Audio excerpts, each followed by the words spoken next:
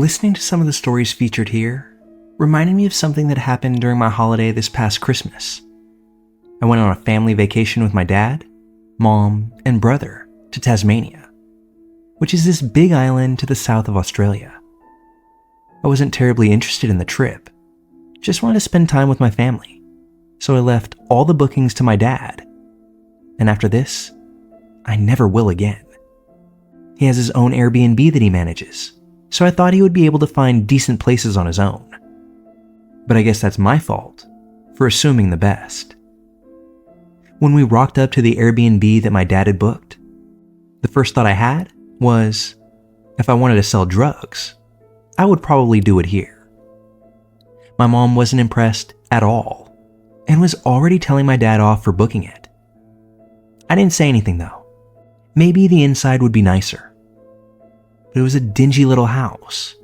The paint was peeling, the roof was rusty, and there were plants overgrown to the side of the building.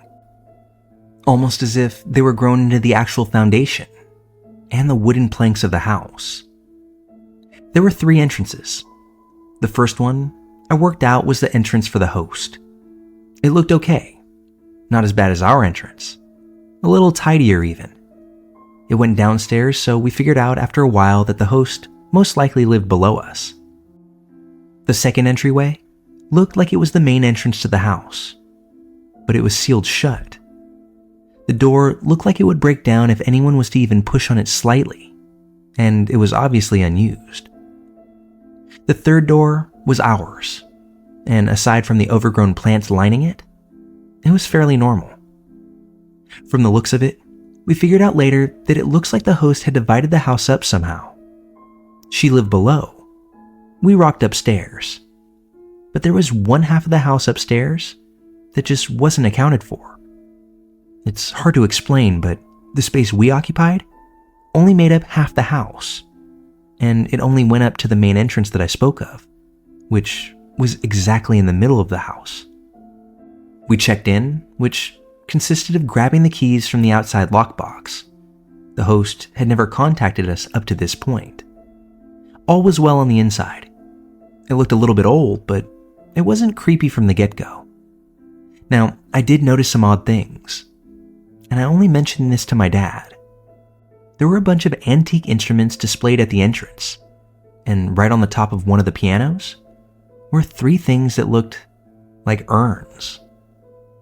Now, to explain, I'm of Chinese descent, and these urns freaked me the fuck out. Some people think they're for displaying, but we use them to store dead people's ashes, as is customary in several other places in the world. So I really didn't like them being there. I told my dad, and he didn't exactly like it either, but he went and tapped on the urn, which, by the way, what the fuck? To see if there was something in it.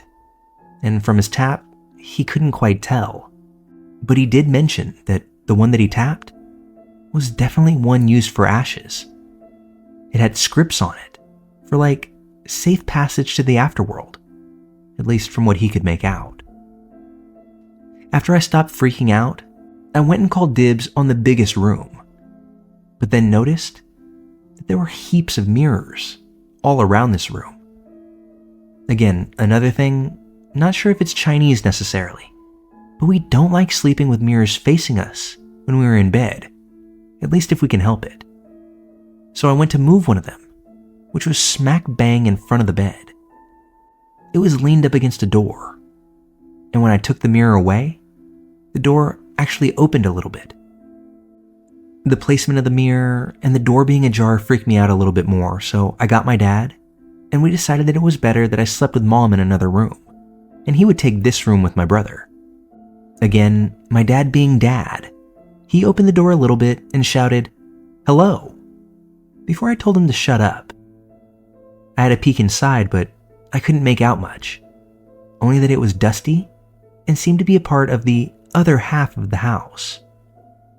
Soon after this, my dad placed a chair and a suitcase in front of the door to help keep it shut.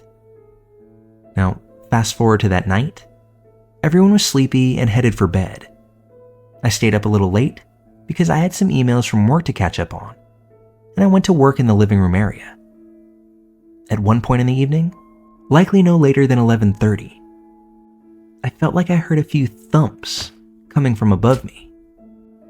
But I didn't know how that could be, because the only thing above me was the roof.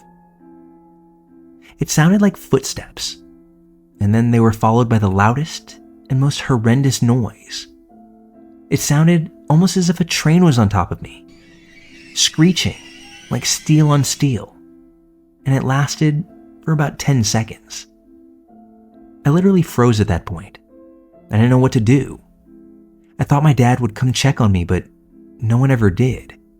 Once the sound stopped, I didn't go and seek anybody out because if I was the only one that heard it, I didn't want to sound crazy. I didn't say anything the next morning because I thought that maybe there was a chance that I imagined it out of sheer tiredness. But the following night, the same thing, except I was in bed this time, not quite asleep. It was around the same time that the same exact noise started up once more. My mom woke up, but was just as frozen as me. Dad eventually came to check on us, and we were all just frozen there listening to this noise, wondering what the hell it was. After it stopped, we were all freaked but managed to shrug it off and catch some sleep. But before I nodded off, I remember hearing some faint thumps, just like the ones from the night before. The next morning, we had kind of a family meeting of sorts to discuss all of this. That's when I told him about the first night. We were extremely unsettled at this point, and extremely glad that it was checkout day. We just got the hell out of there. To my knowledge, we never found out what that was. The creepiest thing, though, was that after we packed up and were well away from this place, Dad was driving, but he still looked really disturbed. So I asked him if he was all right. He said, "I am now, but I didn't sleep so well last night." I pressed him on this and asked him, was it the noise? He said no, that didn't bother him much compared to the other thing that he experienced. What bothered him was when we left the property on the second day, he still had his suitcase on top of the chair blocking the door in his room. He had just showered, so he also left a towel on the chair to dry. He said when we returned, he noticed the door was slightly ajar again. The chair had moved slightly, and the towel was now on the floor, as if someone had tried to push it from the other side, but was unsuccessful after they noticed all the stuff on the other end. I forced him to ask the host about the noise and the door. She replied that the door was the door to her art room, and that any noise that we heard coming from the roof was likely just a possum. No need to be worried about it. I don't believe her. That noise wasn't something an animal would make. And even racking my brain now, I don't know what it would have taken for a human to make that noise either. Suffice it to say, we won't be heading back to that Airbnb. And host, just know that if you got a negative review, that was from us.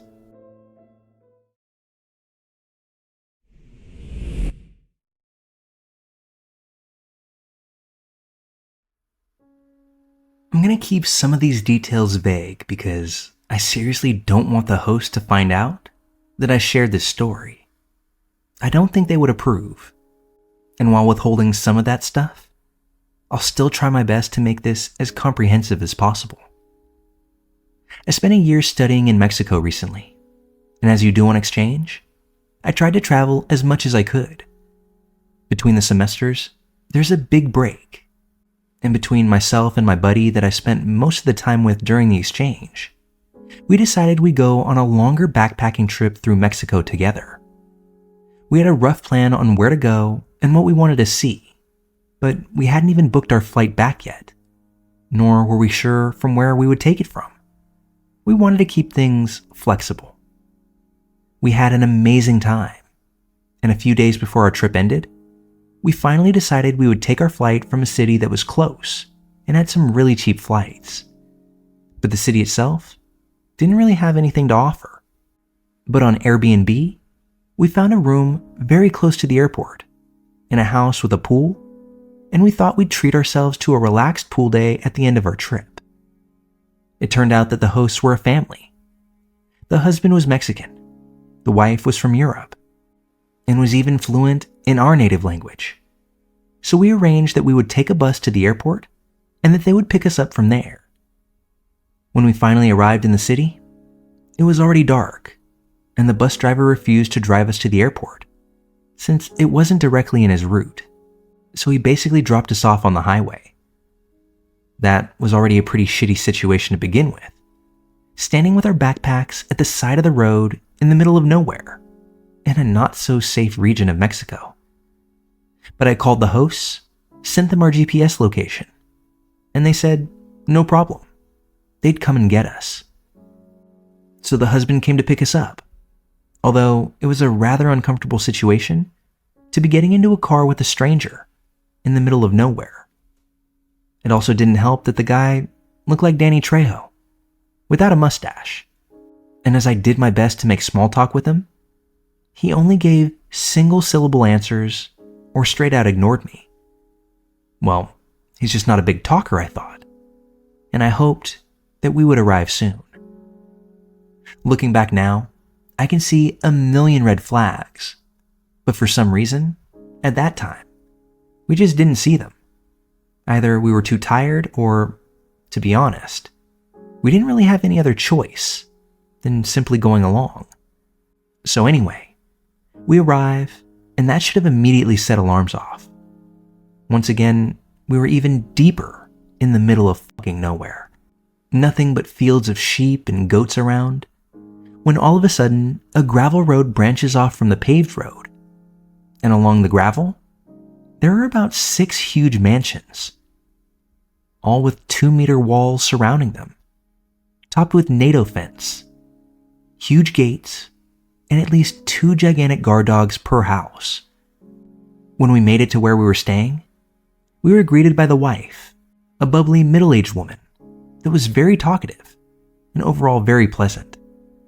She had actually cooked dinner for us, and we ate while exchanging small talk. The husband just sat at the table, not saying a single word. After dinner, we more or less went directly to bed because it had gotten late on us, and we were tired from our long day. The next morning, we saw that the weather was not so good, so we decided to head into town and see a few touristy things that it had to offer, instead of spending it at the pool. When we came back, it was already dark, but at that point, we decided to jump into the pool anyway. We were here.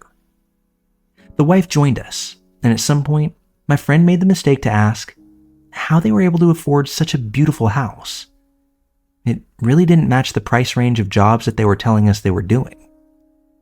She deflected a bit and added that her husband was very handy because he had grown up in the streets. He had basically built the house himself.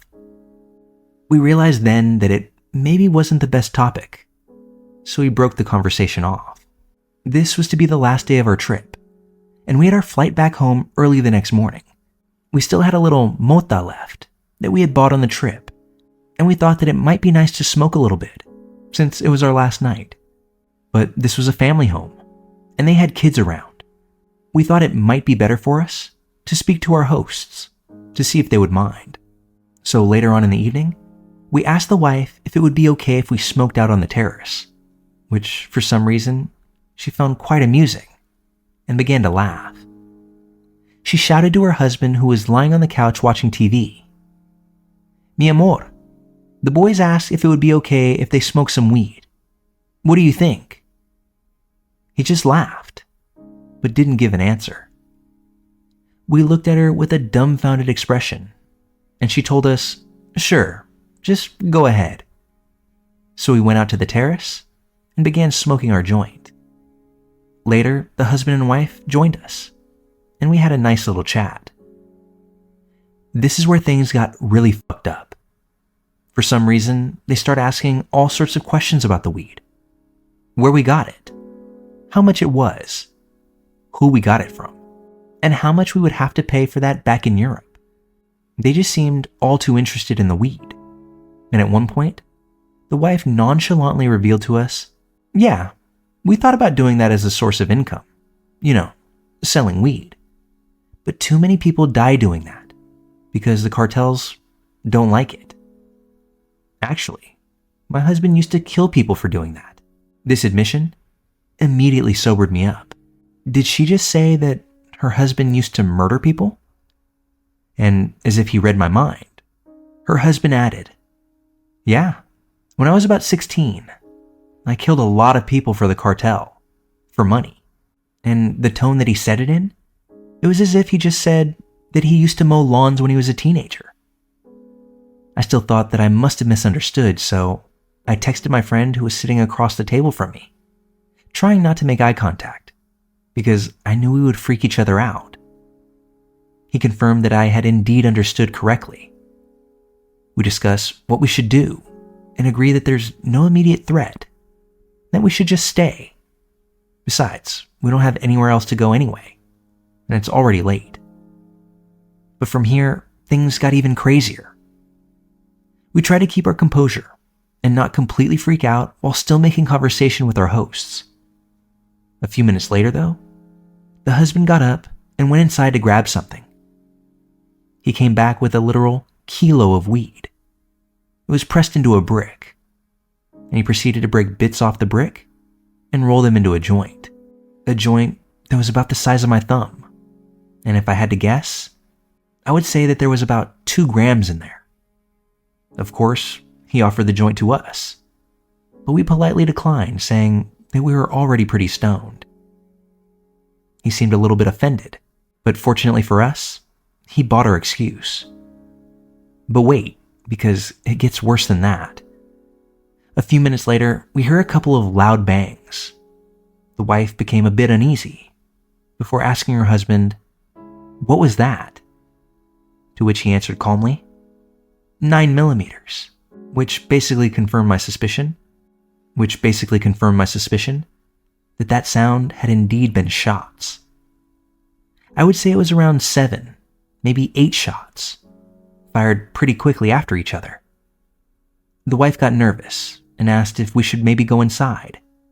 And what do you think they're shooting at? In the air? Cows? At people? But the husband just shrugged it off, and we stayed outside. When again, a few minutes later, there were more shots, this time much closer in proximity. That's when the wife got even more upset and asked again, "Do you think we should go inside? What do you think they're shooting at?" I think I will never forget when he answered in the calmest way imaginable, "No, everything's okay. I haven't heard any screams yet." I don't know why, but the way he just calmly said that freaked me out even more than I already was. And even just thinking back on it makes my heart beat uncontrollably. After that, we quickly excused ourselves and went to our room. When we finally could talk in private, we basically both lost it on each other and became absorbed by our panic. What the fuck were we supposed to do? We're locked in a house with a contract killer in the middle of absolutely fucking nowhere, and people are shooting outside. We decided that it was probably our best bet to stay, because we thought, well, we're his guests. He's not going to harm us, right? And plus, it's better to have walls and dogs, maybe even a serial killer, in between us and people shooting around. So we barricaded ourselves in the room and didn't sleep 1 second of that night before we noped the fuck out of there and went to the airport in the morning. I can tell you, I've never been so happy to be patted down at security in my entire life.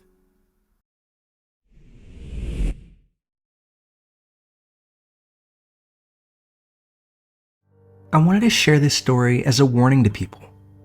It's not necessarily as creepy as they come, but it's a story that is weird and freaks me out to this day. So, I'm traveling around the country in my car. I've been driving for over a week from the city I lived in, and have so far slept in my car every night as a means to save money. It wasn't until I got to a big enough city that I decided to treat myself to an actual bed, one that would be more comfortable than my back seat. I opted to find something on Airbnb because it's often cheaper than hotels. I booked this particular stay the day before I arrived at the city, so there weren't many options left. I'd found this apartment, and it looked new, modern, and it was in a great location. The price was decent for its spot, and it almost seemed too good to be true. The only downfall was that it was listed as a new listing, so it had 0 reviews. I figured the price was so low because it was new, and decided that it would be worth giving it a shot. It must be legit because it's Airbnb, right? When I got to the apartment building, it was much older looking than I had expected. I later found out that my Airbnb was the only renovated apartment in the building, and the building itself seemed to be in poor condition. It looked more like a dorm hall rather than a typical apartment building. Anyway, I let it all slide because I wasn't paying too much, so what could I really expect? The apartment itself looked like the pics in the posting, so that was good enough for me. Everything went well for the first 2 days. As a female traveling alone, I always do my best to make sure I'm safe.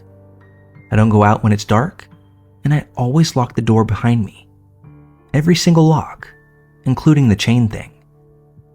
But on the 3rd day, I was out all morning and came back to the apartment to change before heading to the beach. I had again locked the door, including the chain. I was in front of the door watching TV while changing, when the door suddenly unlocks and someone begins to open it. Now, at this point, I realize that I'm beyond lucky to have put the lock chain on the door, or else it would have swung all the way open. I was standing there naked, and no one else was supposed to have the keys.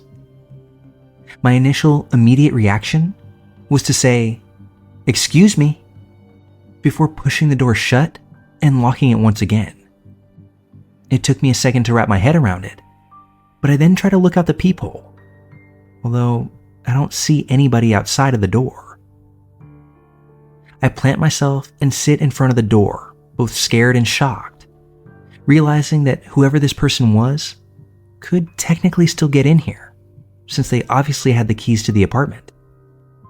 At first I thought maybe it was the owner coming back after I checked out, but I wasn't supposed to check out until the following day, so it wasn't likely that that was the case. After catching my bearings for a few moments, I called the owner and told her what had happened. She told me that no one else should have a set of keys other than her and I, and that she's at work, and it definitely wasn't her. At this point, I was scared to be in the apartment because someone could come in. I didn't want to leave because I had all my valuables here, and it seemed like a lose-lose situation.